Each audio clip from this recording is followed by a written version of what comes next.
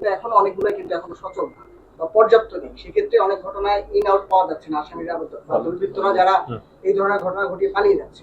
এটা কি আপনাদের ব্যর্থতা যে এতদিনেও আপনাদের আসলে ডিএমপিতে সিসি ক্যামেরাগুলো পুনর্নির্মাণ করা সম্ভব হয়নি? এখানে আসলে সংকটটা কোথায়?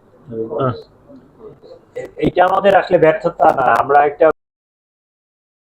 মেট্রোপলিটনকে স্মার্ট সিটির একটা প্রজেক্ট নিছি, এটার একটা ফাইন্যান্সিয়াল ইনভলভমেন্ট আছে। আমরা আশা করি এটা বরাদ্দটা পাইলে আমরা আর এই ক্ষুদ্র ক্ষুদ্র স্কেলে এটা করতে যাচ্ছি না, পুরো ঢাকা সিটিকে একটা নেটওয়ার্কের আন্ডারে নিয়ে আসতে চাচ্ছি।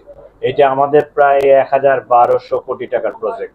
এটা অলরেডি প্রজেক্টটা এক নেকে আছে, এটা পাস হইলে পুরো ঢাকা সিটি আমাদের সিসিটিভির আওতায় চলে আসবে ইনশাআল্লাহ।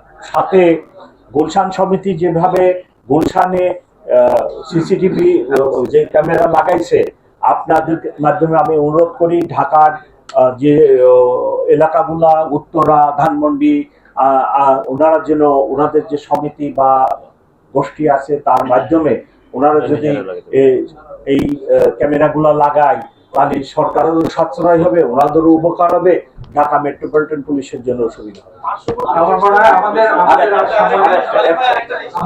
প্রশ্ন